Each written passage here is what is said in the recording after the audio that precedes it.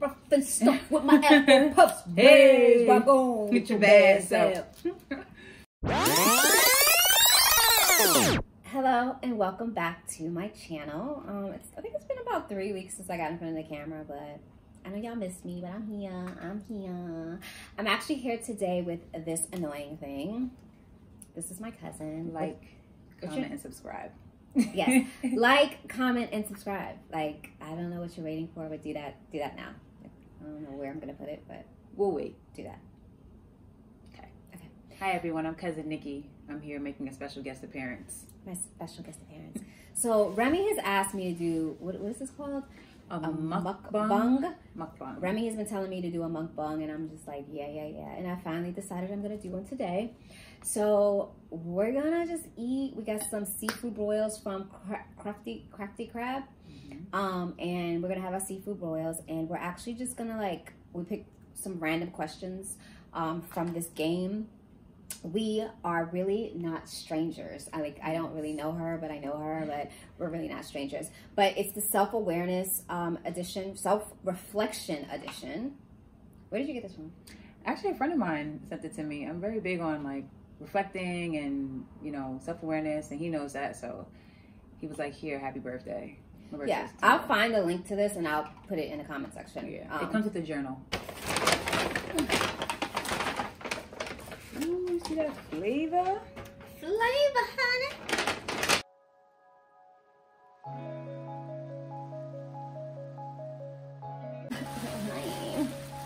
Honey. I'm concerned I'm gonna get something splashed on the shirt. Okay. Where's the flavor? Question number 1. Which side do you want to start? Left. Okay, let's start from left. Okay. What's my most toxic trait I can admit to? Where do I think it stems from?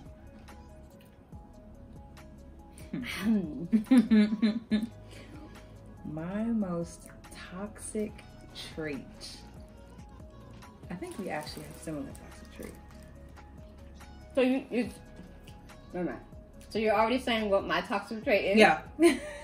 Okay. Let's hear it. I think being very critical and very critical is the best word to use. Very easy to identify things that need to be fixed in oneself and in other people. For me, I think it stems from being Nigerian. And our culture of you got to be first in your class. If you're gonna do something, you got to do it right all the time. So it makes you hypercritical, of yourself and of others unnecessarily. So that might be my most. I probably got others, but I'm trying to get married, so I don't want to put that on the internet. So I think mine would be probably, like she said, similar, but also my mouth. I think I'm gonna sit that right there. That's fine. I think my mouth, I can have a very sharp tongue, and sometimes my tone and my delivery, and even when I mean well, it doesn't come off sometimes well, even though I mean well. All things throat chakra related. Yeah. In speech, I think, funny enough, with that, I think one of the both of our strong suits, not to have stuff in common with you per se. I'm just saying, there's a reason why you invited me to this picnic. It's because of the food. But I think in as much as we can be critical or maybe exacting with our words, we're also good orators at the same time and can be very uplifting, motivating, and things like that. Yeah, I agree. So I guess a double-edged sword, perhaps. Yeah. Depends on who's on the other end of the sword. On the other end.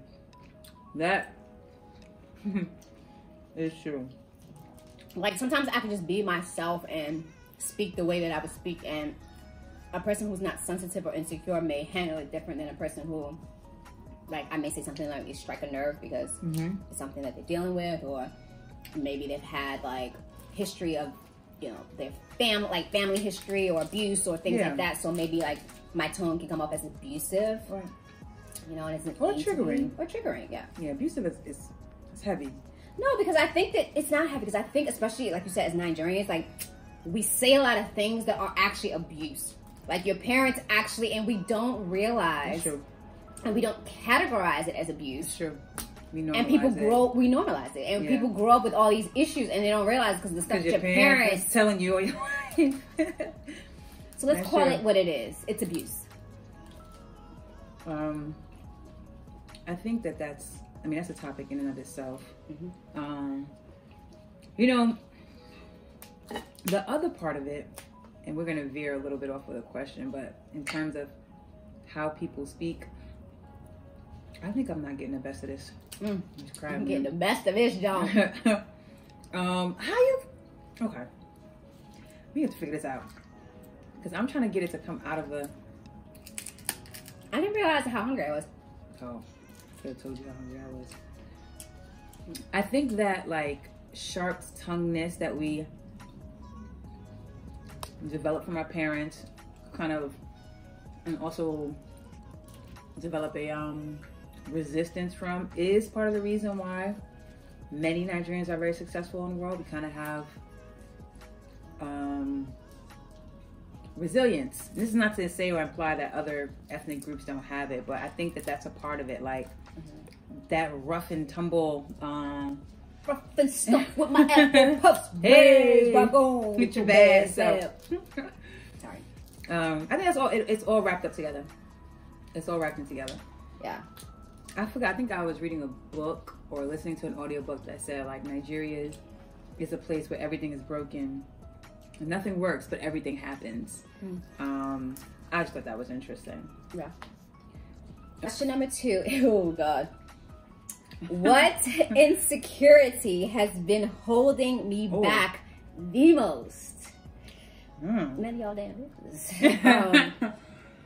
Okay, for me, I can say just like, especially with me preparing for Always Fab, which is a fashion accessory line that I'm launching this month by the grace of God. And I think not just this project, but a lot of projects, I'm very good at like assisting other people. I'm very good at helping other people like actualize their, if that's a word, their dreams, but I don't do it for myself. And I don't know if the insecurity is just failure or what if has like held me back. And so like I am so brilliant, like I know I'm not even just like saying that, like I know I'm gifted, I know I'm talented, and I know I should be further in life than I am, but it's like not self-sabotage, but it's like I'm in my own way, I'm in my own head, I am the reason why. And the thing is, I may come up with stuff or have ideas before other people even do it. Then 2 years later you're like, I've been thought of that, I should have been did that. Yeah.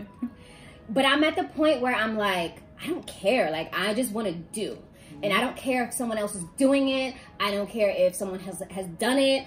I'm going to, like that reel that's going around with the whole, like, the whatever is saturated, the industry is saturated, but it's not you. Yeah. Like, that's the moment I'm in, and I think that's the insecurity that I've most recently, like, I'm just saying, like, overcome or overcoming or taking the initial steps. So people may look at like my next project as like, oh well, other people are already doing that, but y'all don't know what it took for me to get to the point where I can do this. You know what I'm saying? Like, I don't give a damn what other people doing. I'm worried about me at this point. And I think I've always focused on others and not really myself. And I'm excited to like do this. I think this is like the beginning of me like taking off. So if y'all now see me doing a lot of many different things and succeeding, it's because I finally got over this like thing that's been holding me back.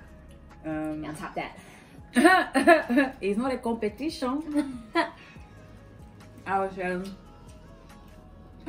very similar.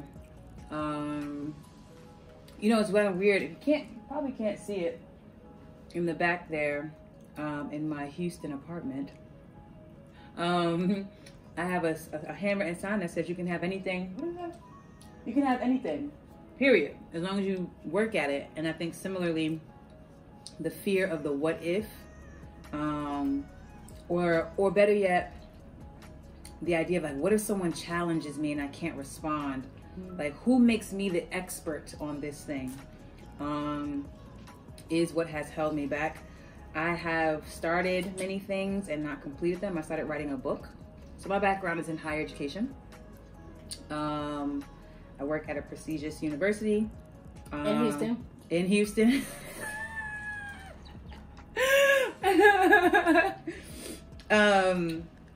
And I've worked in higher ed for almost 10 years. So I've learned a couple of things about the industry. And I decided to journey on the book writing process, in which I wanted to uncover the misconceptions about going to college. And I was really excited about it, but then like the further I started to write, the more I started to tell people were like, yeah, that's a great idea. But then I was like, oh wait, what if someone debunks this? What if someone says this? What if someone says that? And I was like, you know what? I'm gonna put that down, and I'll come back to it at a later time.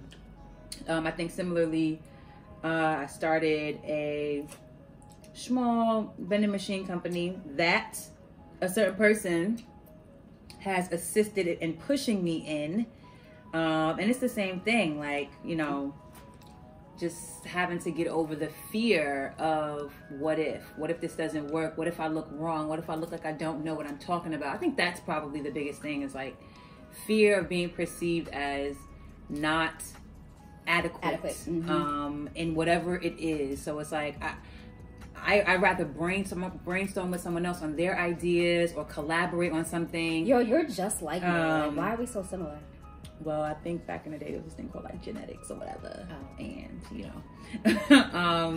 But I'd rather like, you know, double up with someone, because I feel like, well, it's not just me. If it doesn't work, there's a shared failure.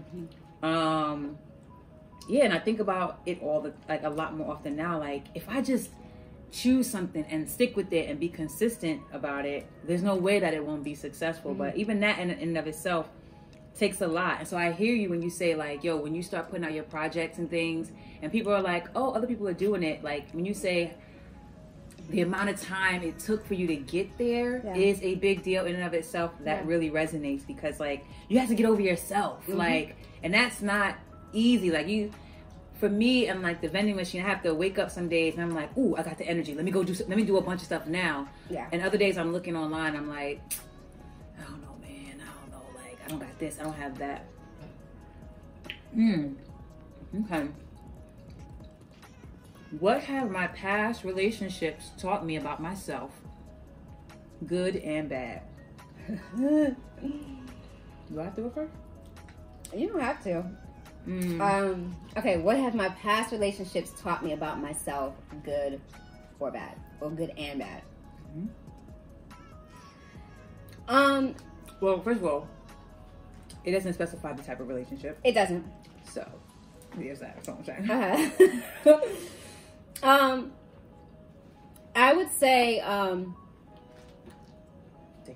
thought I was a good listener. That is a good one. But I don't really think that I'm a great listener. Or I don't sometimes engage or ask questions. Like I have certain friends that I'd be like, I ain't gonna say their names because they're gonna watch this. But they ask a lot of questions. They ask about, and sometimes I'm just like, you know, like in my mind, like you nosy as hell, like, you know, that like, because I'm the kind of person, I will listen to you. Actually, let me take that back. I will listen to you all day, and most times will never ask you a question, will never engage. So it's almost like a one-sided, like you're always drilling me and asking me, and there's things that may be going on in your life. Unless you tell me what's going on, I don't go out my way to like inquire and it's not that I don't care. Like I'm a very loving person. Like one thing I can say like good about my relationships, both platonic and romantic, is I'm very loving. Like when I love you, like I would go to the ends of the earth for you. You know what I'm saying? Like if I truly deeply care for you. And that's like I said, not even shut the hell up. No, it's a lie if you truly and deeply care. You could be like a random person. You'd be like, they need a jacket. Come on, we gotta go to Zara to get them a jacket. They need a jacket. Like, Abby, we gotta go. I do like to help random people, but that's because I think I'm also a giving person too, like a caring person. But yeah, I would say that I don't really engage. Like whatever you give me, that's what you take. I take, but I'm not seeking friendships, I'm not seeking to really, even in my romantic relationship, to get too deep unless you let me in. Right. Like, I don't seek, I'm not like, you know how they say, like, men are like, yeah, you know, like, they like, go. I don't do that. Like, I'm gonna sit back and chill. If you ask me nothing, you get nothing. Right. Like, or if you don't say nothing, I'm not asking you nothing. Like, that's just how it's like for me. My past relationship, funny enough, thinking about romantic relationships, I was actually speaking to my ex this morning. We were on the phone for like 3 hours just talking about all types of stuff. No. Hey, ex. No.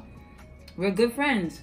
No. That's another thing about me. Like, even if I break up, like, I'm that kind of person, like, if I've ever loved you or cared about you, regardless of what happens, like, I can never go to hate. Like, I would be friends with, like, all of my exes. Like, I don't care. Like, I don't believe that just because you are dating someone you're no longer dating, that you have to not be friends anymore. If that person added value to your life before, especially if it didn't, we got to pause it.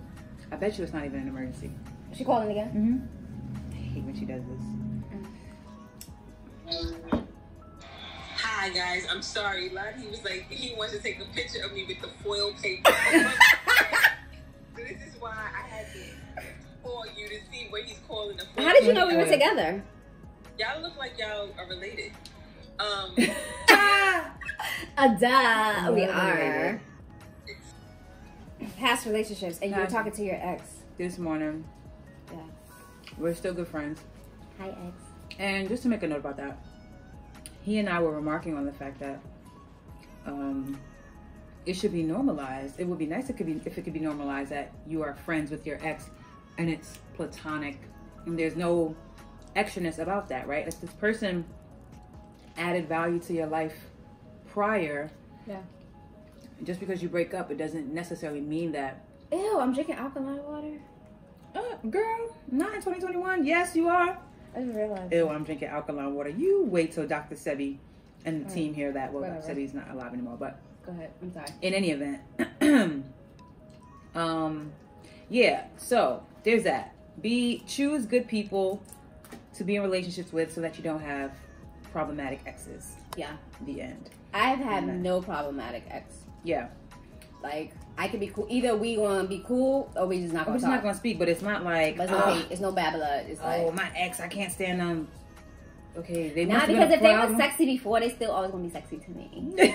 So that makes you not like, even if you want to be mad, you just think about them. Like, oh, yeah. Beyond that, I mean, like, it's pick good people. Like, pick a good person who's, if y'all got it together or not, they still cool people. Yeah. But to the question, what have my past relationships taught me about myself? Yes. I thought I was a good listener until my ex literally told me, like, you don't listen. And then I started to actually pay attention, and what he meant by that is that, like, I'm the type of person I would ask, how do you do this? I need help with this. Then he would tell me, walk 2 steps to the front and then take 2 steps to the back. And I'd be like, no, but I want to go left. I'm going to go left. Then why'd you ask me? Well, then why'd you ask? And then be upset at the result. Right. I recognize that as far as things that I was taught in my relationship, that, like, listening is more than obviously just hearing. Listening is an active activity, which requires a little bit of seeking to a certain degree. But I think the greatest thing about that is understanding, right? Looking to understand a person if you're conversing with them or interacting with them. Yeah. My past relationships, good things that I've learned about myself, that I've been taught in my past relationships, that I'm, like, super resilient, in as much as I feel my feelings, regardless of what happens in a friendship, family relationship, a familiar relationship, romantic relationship. I'm very resilient. I'm able to look at a situation objectively, determine what needs to go and come and change or whatever, and then move on and try again and, grow from it. I'm really happy about that. Yeah. So that's my answer, and I'm sticking to it. All right. Question number, I think we're on 3 or 4. 4. We're on 4. What did I say? What do I dislike that most people love? What do I love that most people dislike?